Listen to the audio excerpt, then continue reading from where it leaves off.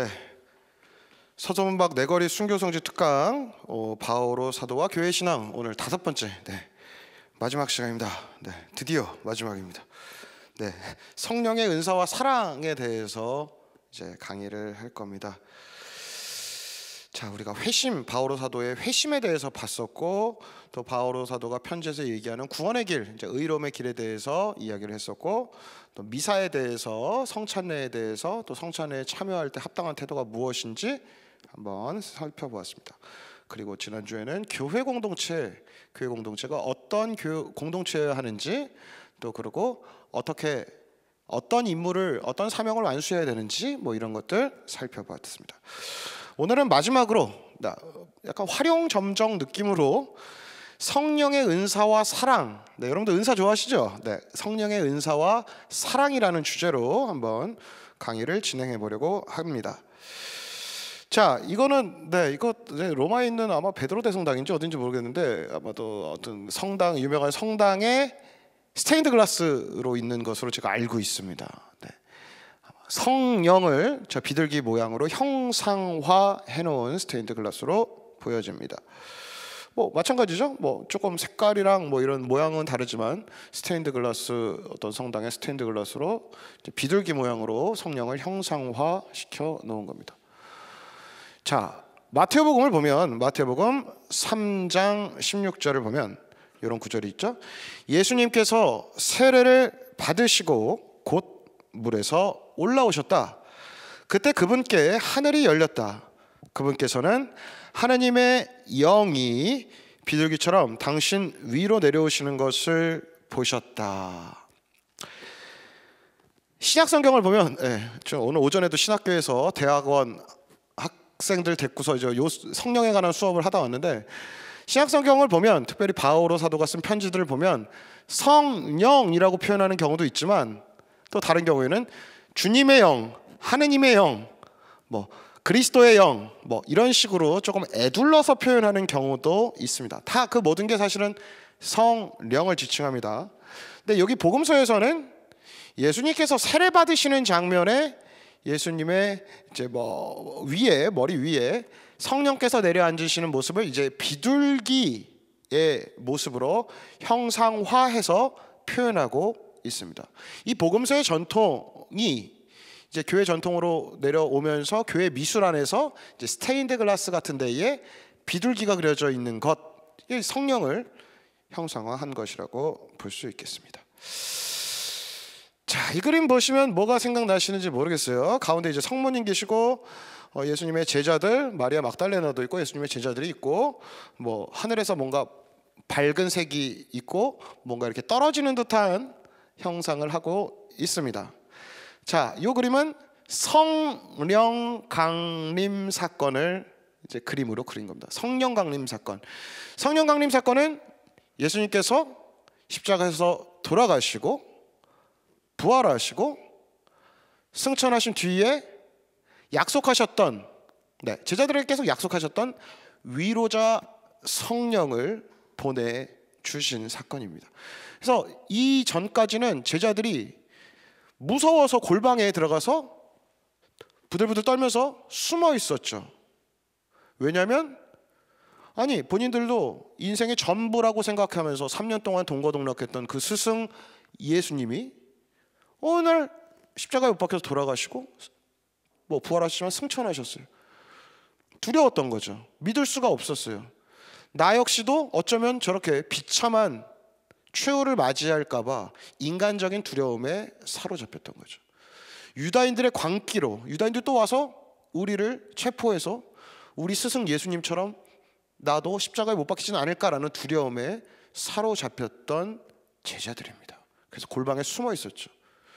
그런데 성령께서 내려오셔서 이들에게 용기를 북돋아 주시면서 이 성령 강림 사건이 벌어집니다. 이때 이후로 제자들은 문을 박차고 나가서 예수가 바로 그리스도이십니다, 메시아이십니다 라고 선포하면서 복음을 전하게 되었던 거죠.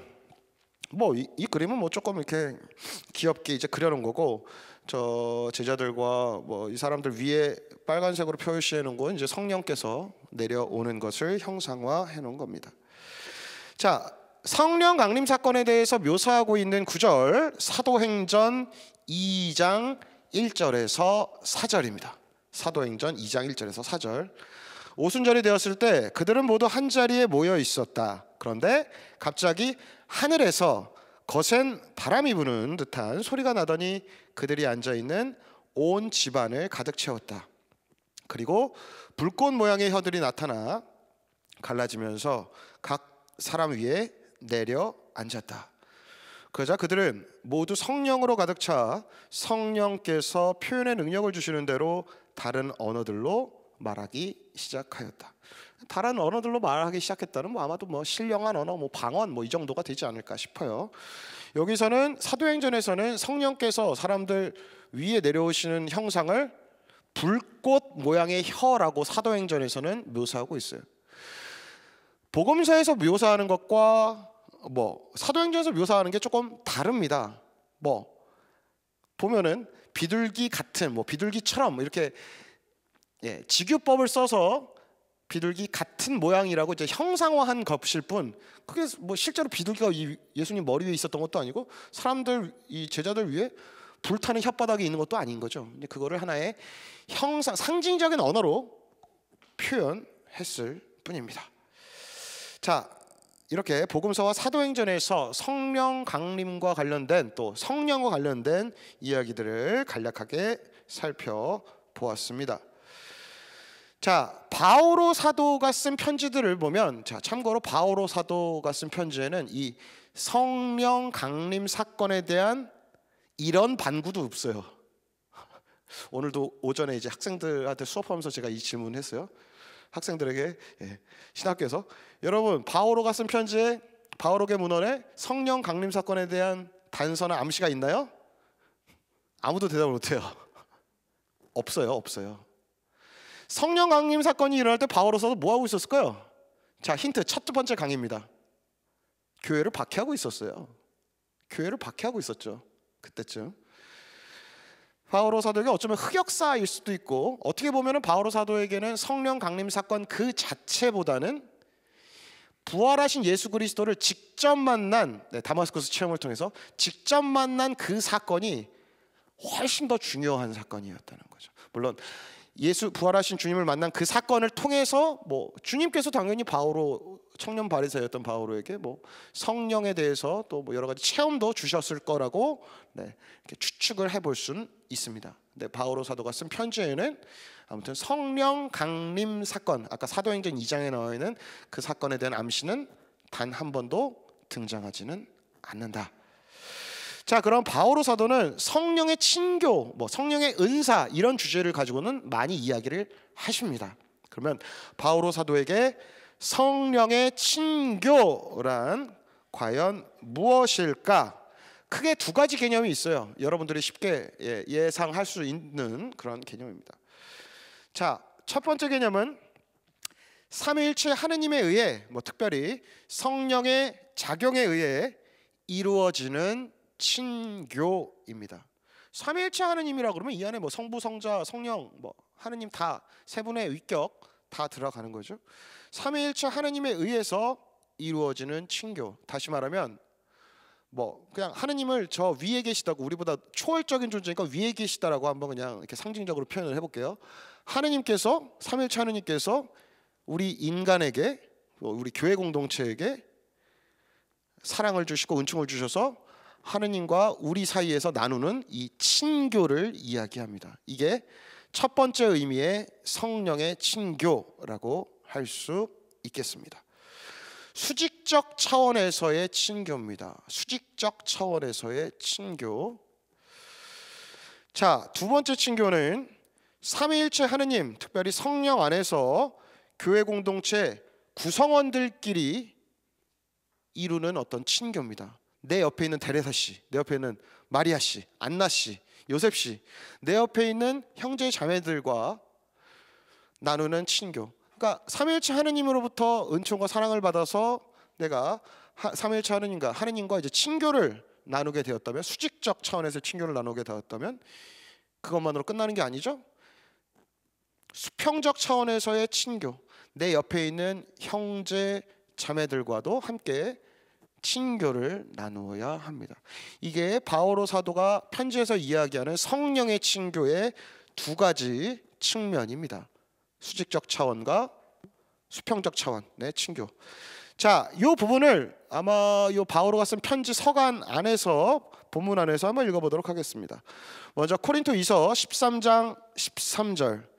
주 예수 그리스도의 은총과 하느님의 사랑과 성령의 친교가 여러분 모두와 함께 하기를 빕니다.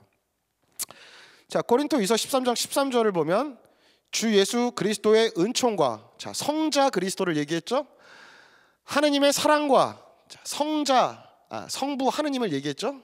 그 다음에 성령의 친교. 그래서 여기서 이미 삼위일체, 성부, 성자, 성령, 삼위일체 하느님에 대한 어떤 내용의 어떤 단서, 실마리가 이미 편지 안에서 암시되어 있는 것을 발견할 수가 있겠습니다. 그래서 저 성자, 성부, 성령의 삼위일체 하느님에 대한 저 내용이 있기 때문에 저 내용은 저기서 말하는 성령의 친교라는 것은 맥락상 삼위일체 하느님과 우리 사이에 수직적 차원에서의 친교를 가리키는 것이다 라고 볼 수 있겠습니다.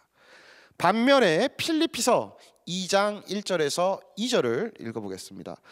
그러므로 여러분이 그리스도 안에서 격려를 받고 사랑에 찬 위로를 받으며 성령 안에서 친교를 나누고 애정과 동정을 나눈다면 뜻을 같이 하고 같은 사랑을 지니고 같은 마음, 같은 생각을 이루어 나의 기쁨을 완전하게 해 주십시오. 네. 자, 여기서 얘기하는 것은 수평적 차원에서의 친교입니다. 성령 안에서 친교를 나누고 내 옆에 있는 형제 자매들과, 자, 삼일체 하느님과 내가 친교를 나누었다면 이제 수평적 차원에서 내 옆에 있는 형제 자매들과 교회 공동체 구성원들과 친교를 나누도록 초대받게 되었다라는 거죠. 사실 우리가 신앙생활을 한다는 것은 하나님과의 관계만으로 끝나는 게 아니에요. 내 형제 자매들, 이웃들과의 관계로, 하나님과의 관계가, 나와의 관계가 사실은 이웃들과의 관계 안에서 잘 표현되고 증언되어야 한다는 거죠. 그래서 이 수직과 수평적인 차원의 이제 성령의 친교를 말씀드렸습니다. 자, 그렇다면 바오로 사도는 성령의 은사에 대해서 과연 어떤 가르침을 주십니까? 네. 바오로 사도는 성령에 관해서 이론적으로 다루지 않고요. 오히려 성령의 은사에 관한 가르침들에 대해서 어떤 교회 공동체의 현실적인 문제들에 대해서 어떤 이렇게 처방전을 내리는 방식으로 편지에서 이제 성령에 관한 이야기들을 합니다. 그러니까 우리가 모르겠어요. 저도 수업 시간에, 신학교에서 수업 시간에, 강의 시간에 늘 학생들한테 하는 얘기인데, 바오로 사도가 쓴 편지들을 볼 때 우리가, 여러분들은 오해 안 하실 거라고 보는데, 이 조금 막 신학 공부했다는 사람들, 좀 머리에 먹물 좀 들었다는 사람들이 자주 범하는 오류가 있어요. 바오로 사도를 대학교 교수님으로 알아요. 그럴 리가요. 바오로 사도는 대학교 교수가 아닙니다. 바오로 사도는 첫 번째로 이방인의 사도입니다. 그리고 부활하신 예수 그리스도께 사로잡혔던 사람, 예수 그리스도에게 설득당했던 사람입니다. 예수 그리스도의 사도였던 거죠. 그리고 바오로 사도는 복음 선포자, 선교사였습니다. 그리고 바오로 사도는 사목자였습니다. 근데 사실 이런 부분들을 좀 잊어버리고 이제 신학 공부하는 사람들, 뭐 이런 사람들은 바오로 사도를 그냥 교수 정도로 생각하면서 여기서는 왜 이렇게 얘기했고 저기서는 이렇게 얘기했고 이런 식의 접근하는데, 그런 접근은 조금 오해가 있을 수 있겠다는 거죠. 바오로가 쓴 편지는 철저하게 구체적인 교회 공동체의 현실, 교회 공동체의 어떤 상황, 위기, 갈등, 이런 현안 문제에 직면해 있는 교회 공동체를 바라보면서 바오로 사도가 원거리 의사소통 방식인 편지를 통해서 그들이 겪고 있는 어려움, 위기, 갈등, 이런 것들에 대해서 해결책을 제시하고, 때로는 그들을 격려하고 그들을 위로하기 위한 목적으로 쓰인 게 바오로 사도의 편지입니다. 그래서 그러한 구체적인 맥락을 이해하고 읽어야지 이 바오로의 편지들의 어떤 문학 유형을 잘 이해하고 접근해야지 이것을 바오로의 편지를 읽을 때 단순히 그냥 복음서에 써 있는 내용과 사도행전에 나와 있는 내용과 아니면 요한복음시록에 나와 있는 것과 이 편지들을 동일선상에서 읽다 보면은 사실은 이거를 행간을 잘 파악하지 못할 수 있다라는 거죠. 자, 바오로 사도에게 성령의 은사는 뭐 오늘 강의 중에 제가 여러분께 말씀드릴 큰 흐름은 세 가지로 나누어서 소개해 드리고자 합니다. 첫 번째는 바오로 사도가 주장하는 이 성령의 은사는 다양성 안에서의 일치와 관련되어 있습니다. 다양성 안에서의 일치.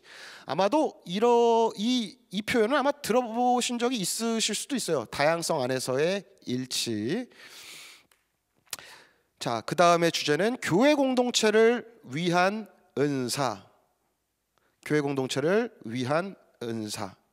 그러니까 성령의 은사는 첫 번째로 다양성 안에서의 일치와 관련된다. 두 번째로 성령의 은사는 교회 공동체를 위한 은사이다.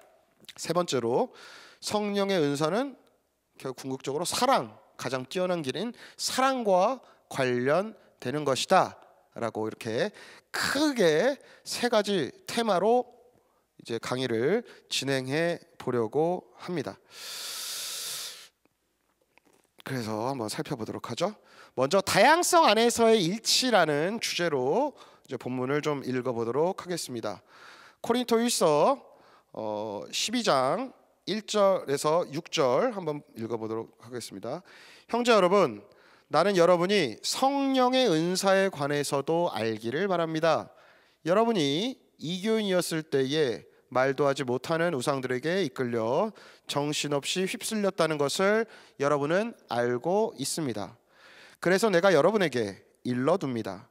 하느님의 영에 힘입어 말하는 사람은 아무도 예수는 저주를 받아라 할 수 없고 성령에 힘입지 않고서는 아무도 예수님은 주님이시다 할 수 없습니다. 은사는 여러 가지지만 성령은 같은 성령이십니다. 직분은 여러 가지지만 주님은 같은 주님이십니다. 활동은 여러 가지지만 모든 사람 안에서 모든 활동을 일으키시는 분은 같은 하느님이십니다. 사실 제가 말씀드리려는 가장 중요한 부분은 아무튼 여기 보면 하느님의 영에 힘입어 말하는 사람은 여기서 하느님의 영은 아까 강의 초반에 말씀드렸지만 성령입니다. 바로 뒤에 얘기죠. 성령에 힘입지 않고서는 하느님의 영에 힘입어 말하지 않는 사람 동의어입니다. 하느님의 영, 주님의 영 결국에는 성령을 이야기합니다. 자, 사실 요 단락에서 중요한 것은 뒷부분입니다. 은사는 여러 가지만 성령은 같은 성령이십니다. 다양한 은사들, 여러분들 이제 견진성사 받으실 때 다양한 은사들을 받으셨을 것이라고 생각을 하는데 은사의 종류는 뭐 셀 수 없이 많습니다. 뭐 성경에 나온 것뿐만이 아니라 뭐 그거 말고도 더 많은 은사가 있다라고 뭐 얘기할 수 있는데 은사는 성령의 은사는 여러 가지만 그 은사가 주어지는 출처는 유래는 한 분이신 똑같은 성령이시다. 다양성, 은사라는 다양성이 있지만 결국에는 성령, 같은 성령이시라는 이 하나 단일성이 보장이 된다는 거죠. 직분은 여러 가지지만 주님은 같은 주님이다. 직분. 자, 교회 공동체 안에서 보면 누구는 성직, 누구는 수도자로서, 또 누구는 평신도로서, 누군가는 이제 여성총구역장으로서, 누구는 뭐 꾸리아 단장으로서 각자가 각자에 맞는 직분을 맡고서 봉사하면서 이 교회 공동체가 돌아갑니다. 뭐 아마 지난 시간에 교회 공동체 얘기하면서 각자의 직분을 맡은 각자의 지체는 각자 고유한 역할을 하는 거죠. 누가 더 잘났고 누가 못났고 이런 건 없습니다. 이 뭐 되도 않은 열등감, 우월감은 오히려 교회 공동체 전체 건강을 해치게 된다는 거죠. 그 얘기를 했었죠. 직분은 여러 가지만 교회 공동체에서 맡겨진 이 직분들, 이 봉사직들은 여러 가지 다양한 형태로 있지만 결국에 그 모든 직분들은 한 분이신 주님 예수 그리스도이신 우리 주님에게서부터 나온다는 거죠. 활동은 여러 가지지만 모든 사람 안에서 모든 활동을 일으키신 분은 같은 하느님이십니다. 그래서 성령, 성자, 성부께서 이 삼위일체 하느님 딱 한 분이신 하느님께서부터 이 모든 은사들, 활동들, 직분들이 주어진다라는 거죠. 자, 고린토일서 12장 7절에서 11절을 보겠습니다. 하느님께서 각 사람에게 공동선을 위하여 성령을 드러내 보여주십니다. 그리하여 어떤 이에게는 성령을 통하여 지혜의 말씀이, 어떤 이에게는 같은 성령에 따라 지식의 말씀이 주어집니다. 어떤 이에게는 같은 성령 안에서 믿음이, 어떤 이에게는 그 한 성령 안에서 병을 고치는 은사가 주어집니다. 어떤 이에게는 기적을 일으키는 은사가, 어떤 이에게는 예언을 하는 은사가, 어떤 이에게는 영들을 식별하는 은사가, 어떤 이에게는 여러 가지 신령한 언어를 말하는 은사가, 어떤 이에게는 신령한 언어를 해석하는 은사가 주어집니다. 이 모든 것을 한 분이신 같은 성령께서 일으키십니다. 그분께서는 당신이 원하시는 대로 각자에게 그것들을 따로 나누어 주십니다. 자, 여기서 다시 한번 성령께서 주시는 그 은사들은 굉장히 다양하다라는 것을 바오로 사도는 표현하고 있습니다.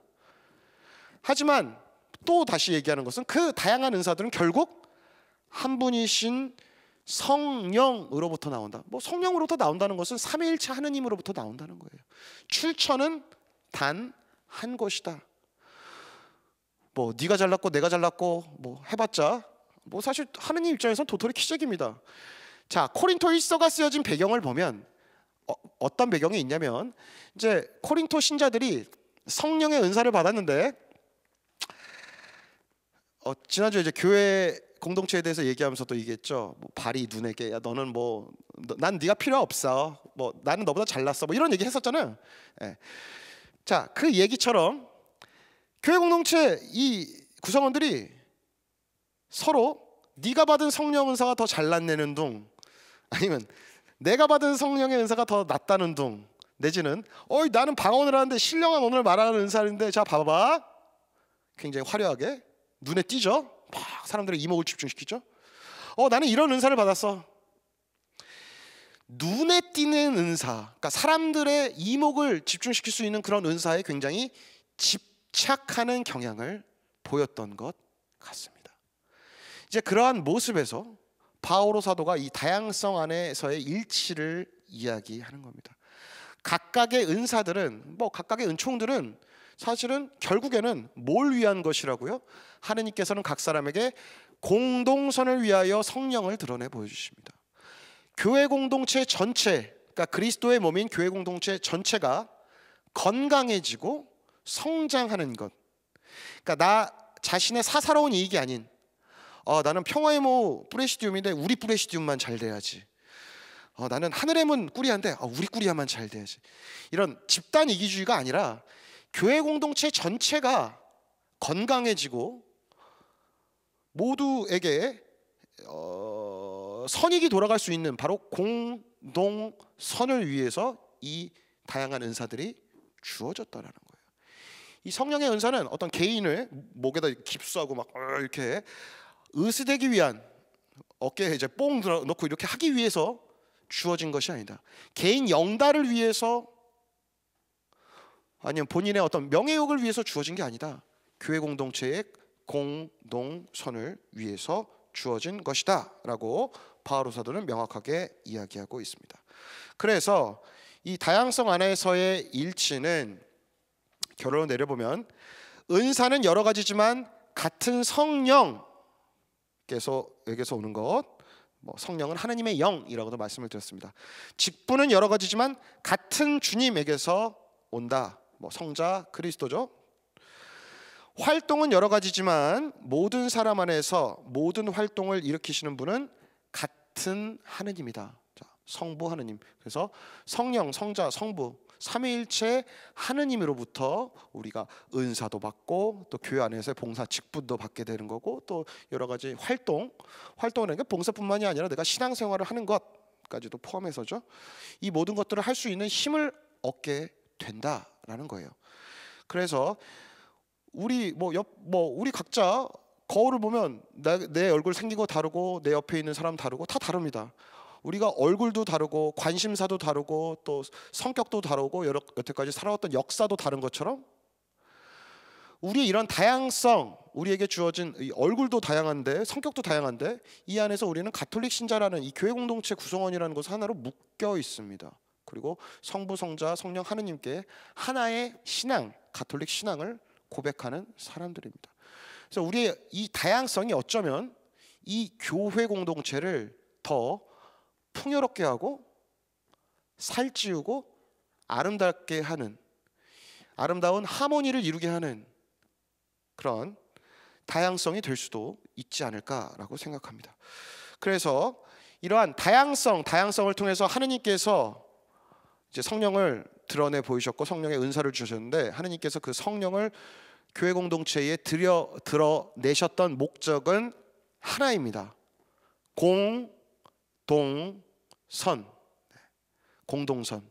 공동선이에요.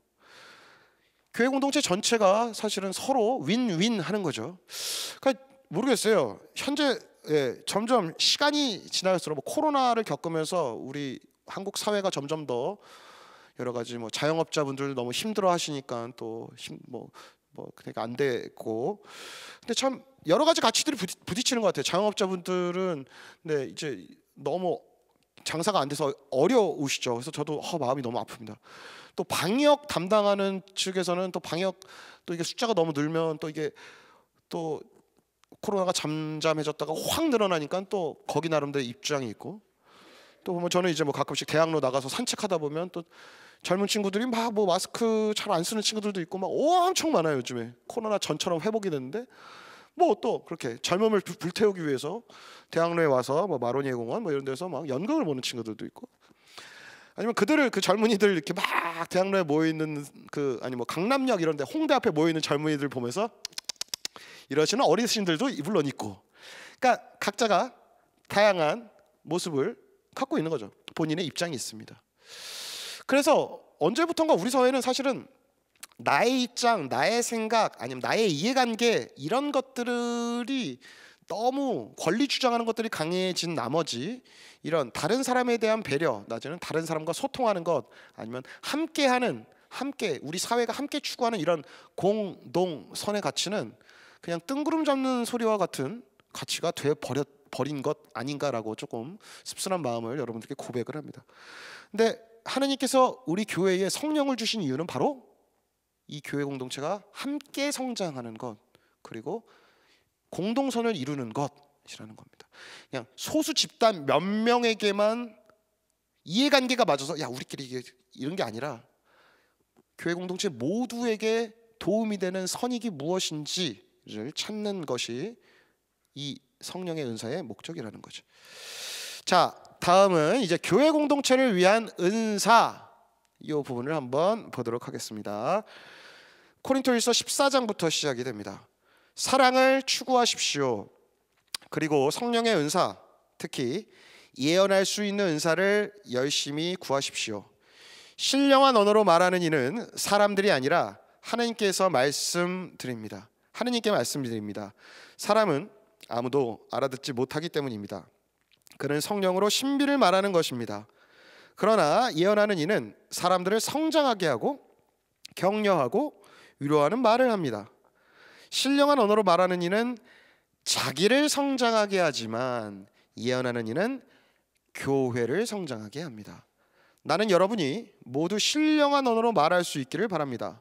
그러나 그보다는 예언할 수 있기를 더 바랍니다. 누가 해석을 해주어 교회가 성장에 도움을 받는 경우가 아니면 예언하는 이가 신령한 언어로 말하는 이보다 더 훌륭합니다. 자, 여기서 뭘 얘기를 하냐면 이 당시의 맥락을 여러분들이 조금 파악을 하셔야 될 것 같아요. 코린토 교회에서, 아까 제가 설명드렸던 것처럼 코린토 교회 공동체에서는 이 성령의 은사 중에서 특별히 화려한 은사, 사람들의 이목을 집중시킬 수 있는 잘 드러나는 특별한 은사에 대해서 굉장히 집착을 했어요. 여러분들도 그렇죠. 여러분들 방송 보시는 분들 중에 그런 분들이 있으시겠죠. 특별한 은총, 특별한 미사, 특별한 강론, 특별한 안수, 전 특별한 거 별로 안 좋아해요. 오히려 구원의 진리는 단순한 것, 평범한 것에서 옵니다. 특별한 것? 특별한 것에서는 오히려 조금 오히려 합리적인 의심을 해봐야 될 때가 더 많아요. 네. 왜냐하면 예수님께서 우리를 구원해 주신 그 길도 결국에는 비참한 방식이었죠. 바닥을 쳤어요. 십자가에서 못 박혀 돌아가신 그 길도 특별한 길이 아니라 오히려 바닥을 치는 정말 낮아지는 길이었어요. 근데 우리가 신앙생활하면서 계속 뭐 특별한 은총, 뭐 특별한 특강, 뭐 특별한 네. 이러다 보면 네. 사실은 우리의 신앙생활이 매너리즘에 빠지기가 쉽다라는 거죠. 내성이 생깁니다. 내성이. 더 이상 그 어떤 것들을 입력해도 별로 그 의미가 내 안에서 와닿기가 안 난다라는 거죠. 코린토 교회 신자들도 비슷한 모습이 있지 않았나 싶습니다. 특별한 은사, 특별히 신령한 언어를 말하는 은사, 남들에게 나를 드러내 보이고 사람들에게 이런 관심을 받는 은사에 굉장히 집착을 했던 거죠. 그에 대해서 바오로 사도는 이렇게 조금 이렇게 허를 찌르는 이야기를 하십니다. 신령한 언어를 말하는 은사는 사람들에게 말하는 거지만 사람들은 그 말을 신령한 언어로 말하는 이들은 사람들이 아니라 하느님께 말씀을 드립니다. 그래서 사람들은 결국엔 알아듣지 못합니다.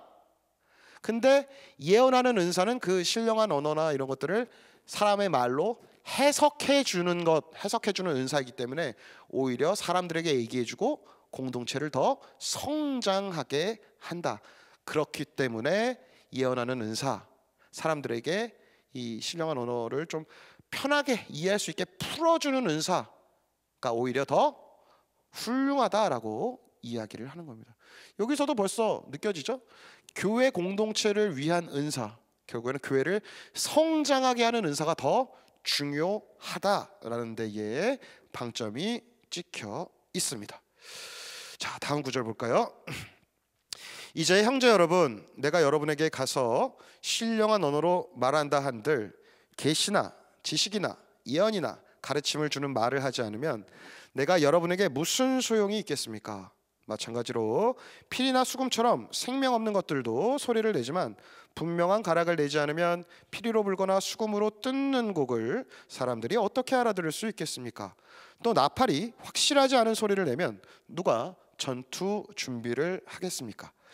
이와 같이 여러분도 신령한 언어로 말할 때에 분명하지 않은 말을 하면 그 말을 어떻게 알아들을 수 있겠습니까? 그것은 허공에 대고 말하는 셈입니다. 자, 뭐 제 체험을 하나 나누면 제가 이제 고등학교 때인가 언제가 한번 성령 세미나를 받은 적이 있어요. 어머니 손잡고 이제 철야 기도도 나갔고, 전 철야 기도 싫어하지 않아요. 나름대로 엘리트였습니다. 어머니 손잡고 밤새고 막 했어요.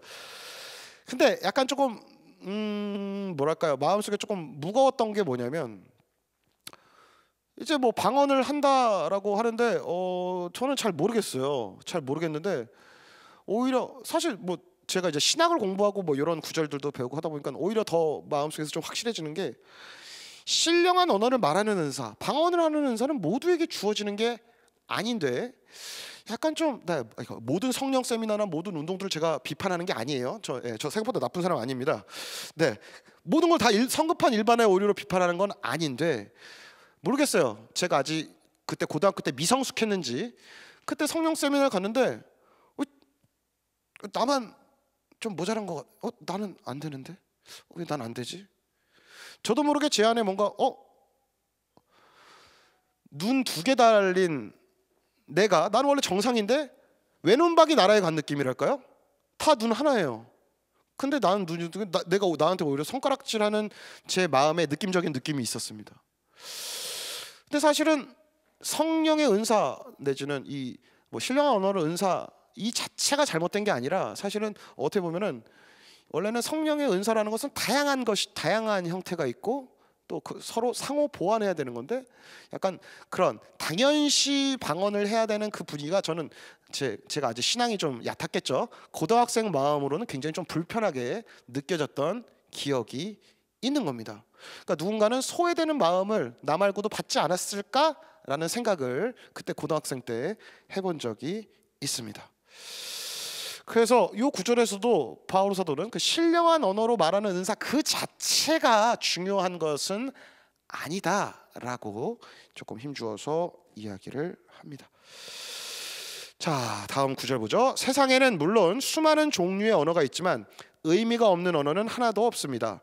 그런데 내가 어떤 언어의 뜻을 알지 못하면 나는 그 언어를 말하는 이에게 외국인이 되고 그 언어를 말하는 이는 나에게 외국인이 됩니다. 여러분도 마찬가지입니다.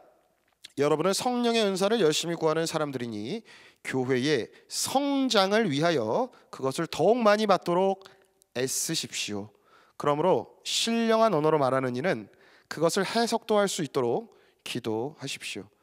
내가 신령한 언어로 기도하면 나의 영은 기도하지만 나의 이성은 아무런 수확이 없습니다.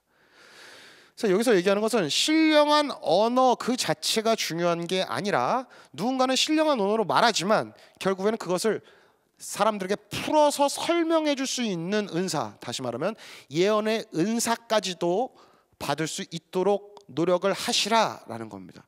사실은 이거는 코린토 교회 신자들이 계속 이 방언, 신령한 언어를 말하는 은사에 굉장히 집착했고 심지어는 예언을 하는 은사에까지도 집착을 했어요. 그러니까 특별히 몇 개의 좀 이렇게 의시될 수 있는 은사들에 사람들이 집착을 했던 것을 바오로 사도가 이렇게 지적을 하는 겁니다.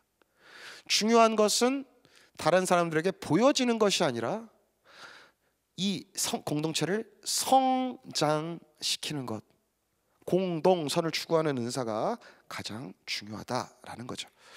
그래서 이 교회 공동체를 위한 은사라는 이 부분을 결론을 내려 보겠습니다. 자, 첫 번째로 교회 공동체를 위한 은사라는 것은 그러니까 뭐 성령의 은사라는 것 통칭해서 말해도 되죠. 궁극적으로 교회 공동체를 성장하게 하는 은사이다. 교회 공동체를 성장하게 하는 은사이죠. 자, 어떤 분이 성령의 은사를 받았다고 막 목에 힘주고서 막 야야야 그분은 야 안수의 은사를 받았어, 치유의 은사를 받았어, 뭐 그럴 수도 있죠. 근데 그분 베드로 씨라고 해봅시다. 예를 들면 그 베드로 씨가 뭐 예언의 은사를 받았어, 아니면 안수의 뭐 치유의 은사를 받았어라고 해서 막 신자분들이 막 모입니다.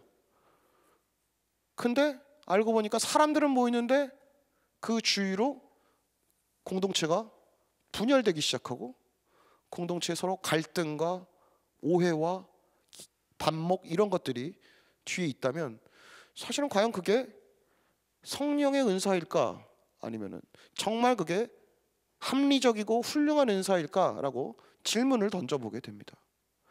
정말 가장 훌륭한 성령의 은사라는 것은 공동체를 성장시키는 은사여야 하지, 나의 사사로운 이해관계나 나의 이름을 드높이거나 이런 것들은 오히려 되게 위험할 수 있겠다라는 거죠. 자, 예언의 은사는 사람들을 성장하게 하며 위로하고 격려한다. 사실은 이것도 요 다음번에 이제 세 번째 얘기할 사랑과 관련된 얘기에 비하면 예언의 은사도 바오로 사도는 상대화시킵니다. 상대화시켜요.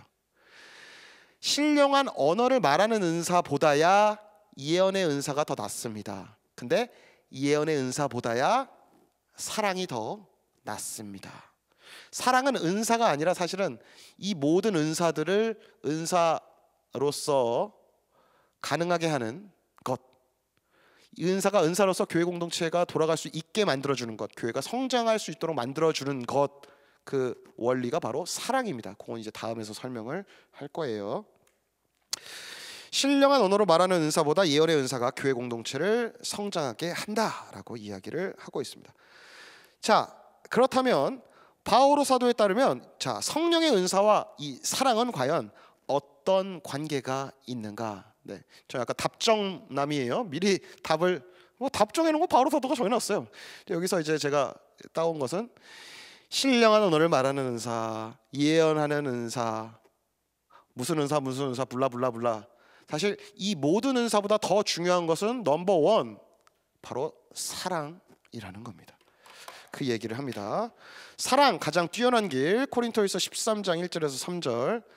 내가 인간의 여러 언어와 천사의 언어로 말한다 하여도 나에게 사랑이 없으면 나는 요란한 징이나 소란한 꽹과리에 지나지 않습니다. 내가 예언하는 능력이 있고 모든 신비와 모든 지식을 깨닫고 산을 옮길 수 있는 큰 믿음이 있다 하여도 나에게 사랑이 없으면 나는 아무것도 아닙니다.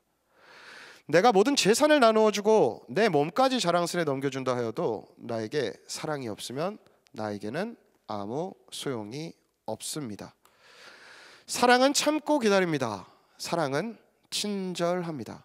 사랑은 시기하지 않고 뽐내지 않으며 교만하지 않습니다. 사랑은 무례하지 않고 자기 이익을 추구하지 않으며 성을 내지 않고 앙심을 품지 않습니다. 사랑은 불의에 기뻐하지 않고 진실을 두고 함께 기뻐합니다. 사랑은 모든 것을 덮어주고 모든 것을 믿으며 모든 것을 바라고 모든 것을 견디어냅니다. 사랑은 언제까지나 쓰러지지 않습니다. 예언도 없어지고 신령한 언어도 그치고 지식도 없어집니다. 우리는 부분적으로 알고 부분적으로 예언합니다. 그러나 온전한 것이 오면 부분적인 것은 없어집니다. 내가 아이였을 때에는 아이처럼 말하고 아이처럼 생각하고 아이처럼 헤아렸습니다. 그러나 어른이 되어서는 아이적인 것들을 그만두었습니다.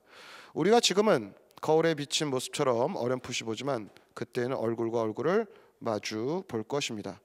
내가 지금은 부분적으로 알지만 그때에는 하느님께서 나를 온전히 아시듯 나도 온전히 알게 될 것입니다. 자, 네, 여기서 얘기하는 것은 사실은 사랑이라는 것은 이 성령의 은사보다, 그러니까 성령의 은사 가운데 하나가 아니에요. 사랑이라는 것은 이 모든 성령의 은사들이 실제로 은사이게 해주는 것, 은사가 은사구실을 해주게 하는 것라고 볼 수 있겠습니다. 자, 그래서 이 내용들을 한번 정리를 해보면 사랑 가장 뛰어난 길이란, 자, 성령의 은사들이 모두 사라지더라도 사랑만은 쓰러지지 않는다. 사랑만은 사라지지 않는다. 여기서 방금 이야기한 사랑이라는 것은 아까 성령의 친교 얘기할 때도 제가 설명을 드렸죠. 삼위일체 하느님과로부터 우리에게 내려오는 사랑, 수직적 차원의 사랑. 또 첫 번째고요. 하느님께로부터 사랑을 받았으면 그 다음에 내가 이 받은 사랑을 내 옆에 있는 형제 자매들에게 표현을 해야 됩니다. 내가 받은 사랑을 증언해야 됩니다. 뭐 그렇죠. 일반적으로 많이 용서받은 사람은 많이 용서할 수 있는 힘이 생깁니다. 근데 용서받은 체험이 없는 사람들은 누군가를 용서하는 것이 사실은 그렇게 쉽지는 않습니다. 많이 사랑받아본 사람은 누군가를 사랑할 수 있습니다. 이제 그런 거죠. 이제 이 성령의 은사와 관련된 것, 성령의 은사보다 훨씬 더 높은 차원에 있고, 이 은사들을 비로소 교회 공동체에서 은사답게 만들어 주는 것은 결국 하느님으로부터 오는 사랑이고 내 형제 자매들을 향한 사랑이다. 성령의 은사, 믿음, 희생, 봉사에도 불구하고 사랑이 없다면 결국 아무 소용이 없다라고 바오로 사도는 얘기합니다. 뭐 어떤 분은 그런 얘기 하시죠. 아이고 뭐 로사 씨 믿음이 좋아, 뭐 믿음 얼마나 좋은데, 믿음이 좋은 게 믿음이 좋다는 게 뭐 평미사 매일 나오고 뭐 묵주기도 뭐 양팔기도 뭐 하루에 몇 시간씩 하고 뭐 이런 거게 믿음이 좋은 거예요? 모르겠어요. 모르겠어요. 믿음이 좋아 뭐 이런 얘기를 하시는 분들, 뭐 제가 좀 우스갯소리를 하는 겁니다. 믿음이 좋다는 게 과연 무언가? 또 어떤 분은 희생을 많이 하시는 분, 봉사를 많이 하시는 분이 있어요. 보면 이분은 본당 행사 때 어디 가든지 다 와 계세요. 진짜 무슨 영화 여고괴담 졸업 앨범도 아니고, 야 여기가도 있고 저기가도 있고 저기가도 있어요. 매년 있어요. 뭐 여쪽 꾸리아 행사가도 있고, 뭐 울뚜리아가도 있고, 뭐 연령회가도 있고, 모든 행사에 다 있어요. 그러면 과연 그렇게 활동을 많이 하는 것만이 최고인가? 물음표입니다. 물음표. 이 모든 은사, 믿음, 희생, 봉사, 이 모든 것이 아무리 많더라도 결국에는 내 마음에 사랑이 없다면 이 모든 것들은 아무런 소용이 없다라고 바오로 사도가 우리에게 가르침을 주십니다. 지금은 부분적으로 성령의 은사를 받고 하느님을 알지만 언젠가 하느님을 직접 마주보며 그분을 온전히 알게 될 것이다 라고 바오로 사도 아까 읽었던 구절에서 이야기를 하셨습니다. 지금은 잘 모르겠어요. 뭐 신부님이 하시는 강론 특강 들으니까 그래 그런가 보다 하다가도 또 내가 일상에서 어떤 유혹이 오거나 또 십자가가 나에게 주어졌을 때 넘어지게 되고 마음속에 또 의심이 생기게 되고 흔들리게 됩니다. 때로는 하느님을 원망할 수도 있습니다. 그래서 뭔가 하느님께서 우리에게 명확하게 좀 야 임마 정신 차려 뭐 이렇게 주시면 좋을 텐데 사실은 하느님께서는 아직은 당신 자신을 온전히 다 드러내시는 방식이 아니 그런 방식으로 우리에게 다가오지 않으신다는 거죠. 어떻게 보면 이것은 우리에게 기쁜 소식일 수도 있어요. 아직 하느님께서 우리에게 시간을 주신다라는 것일 수도 있습니다. 아직 우리를 기다려주고 계신다. 어떻게 보면 우리가 회개하도록 우리가 다시 새로운 삶을 살아가도록 기다려주는 것이 아닌가라고 생각할 수도 있겠습니다. 하지만 지금은 비록 부분적으로 우리가 성령의 은사를 받고 하느님을 알고 있지만 언젠가는 하느님을 직접 마주 뵙고 하느님을 온전히 알게 될 것이다 라는 것이 이제 바오로 사도의 가르침인데 이 내용은 가톨릭 교회 교리와도 일맥상통합니다.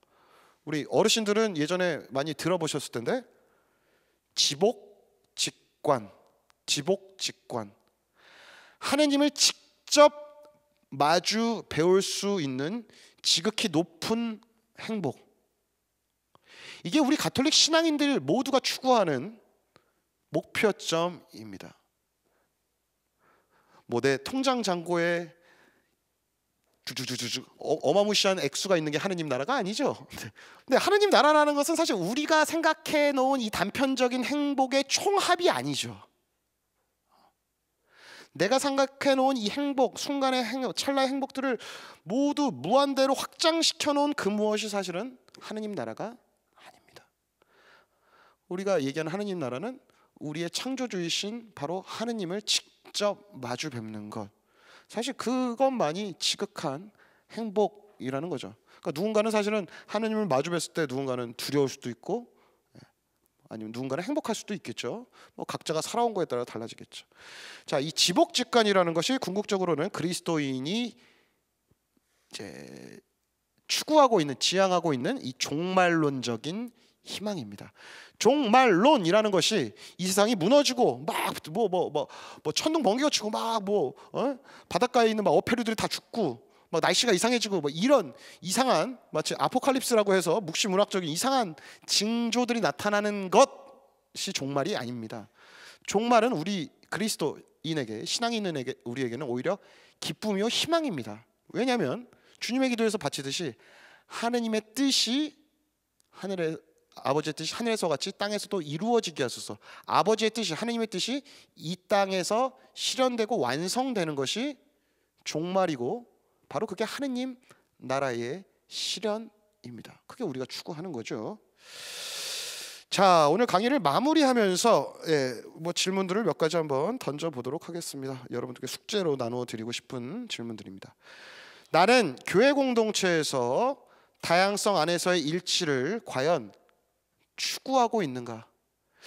이런 분들도 있어요. 어떤 교회 공동체 안에서도 어떤 단체 뭐 이런 거 뭐 다양한 것들이 있는데 누군가는 약간 기득권, 오랫동안 단체에서 활동하신 분, 잔뼈 굵은 분, 또 목소리에 약간 좀 힘이 있으신 분이 있으실 수도 있죠.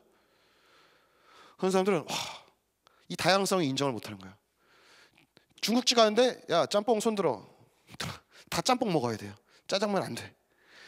모든 것들을 통일하고 획일화시키고 나와 다른 것은 틀린 것이라고 생각하는 것, 굉장히 위험합니다. 사실 그것은 공동체를 살찌우게도 하지 않고 공동체에 도움이 되지도 않고 공동선과도 관련이 없습니다. 자, 두 번째 질문. 하느님께서 내게 주신 은사가 교회 공동체의 성장을 위해 사용되고 있는가? 여기서 하느님께 내게 주신 은사, 성령의 은사라고 해서 너무 거창하게 생각하지 않으셔도 될 것 같아요. 제가 학교에서 수업할 때도 학생들에게 이야기하지만, 자, 우리 각자 안에는 하느님께서 주신 좋은 것들이 있습니다. 하느님께서는 우리 각자 안에게 당신의 이 사랑의 씨앗들을 다 뿌려 놓으신 것 같아요. 근데 그 사랑의 씨앗이, 어떤 씨앗은 저기 가시덤불 저 깊숙한 곳에 있고, 어떤 씨앗은 정말 비옥한 땅에 떨어져서 막 이렇게 막 새싹도 나오고 막 나무 줄기도 막 이렇게 굵어졌고 열매까지 맺고, 어떤 하나님께서 뿌리신 새싹은 뭐 저기 돌 무더기 있는데 해서 수막혀 죽고 있는, 또 어떤 새싹은 저기 바닷가에 떨어져 가지고 저기 깊게 썩고 있는 새싹이 있을 수도 있습니다. 하나님께서 우리 각자에게 주신 좋은 것들, 나의 장점들, 긍정적인 부분들, 넓은 의미로 다 하나님께서 주신 은사라고 보면 되겠습니다. 누군가는 뭐 교회 공동체 와서 시간 봉사, 노력 봉사를 할 수도 있고, 아니면 누군가는 뭐 기부를 할 수도 있고, 아니면 누구는 기도로 지환 사역을 할 수도 있고, 각자가 각자의 자리에서 다양한 방식으로 이 은사가 교회 공동체의 성장을 위해서 사용될 수 있다는 거죠. 그냥 무조건 와서 그냥 본당에서 김장만 하는 것이 유일한 방법도 아니고, 무조건 그냥 뭐 기도만 하는 것도 유일한 방법도 아니고, 각자가 각자에게 맞는 방식으로 이 교회 공동체의 성장을 지향하면서 봉사하고 일할 수 있다라는 거죠. 자, 세 번째, 본당이나 단체에서 봉사할 때 과연 사랑이 내 마음의 중심에 자리 잡고 있는가? 뭐 이 부분도 마찬가지예요. 어떤 분들은 본당에서 수없이 많은 단체 활동을 하는데, 그러니까 모든 단체에 다 들어가 있어요. 근데 그분은 그게 하느님 사랑, 또 그리고 이웃을 위한 사랑에서 하는 것이 아니라 본인의 낮아진 자존감을 충족시키기 위한 약간 좀 삐딱한 방향에서 동기부여가 돼서 봉사를 하시는 분도 만난 적이 있습니다. 그런 분들은 사실은 들어가시는 단체마다 도장 깨기 하고 다니세요. 다 막 탁탁탁탁탁탁 다 이제 공동체들이 와야 되는 모습을 많이 봤습니다. 우리 안에 과연 내가 본당이나 어떤 단체들에서 봉사를 할 때 내 안에 이 사랑이 중심이 되어 있는가라고 스스로 질문을 던져 보시기 바랍니다. 네, 오늘 강의는 여기까지 하겠습니다.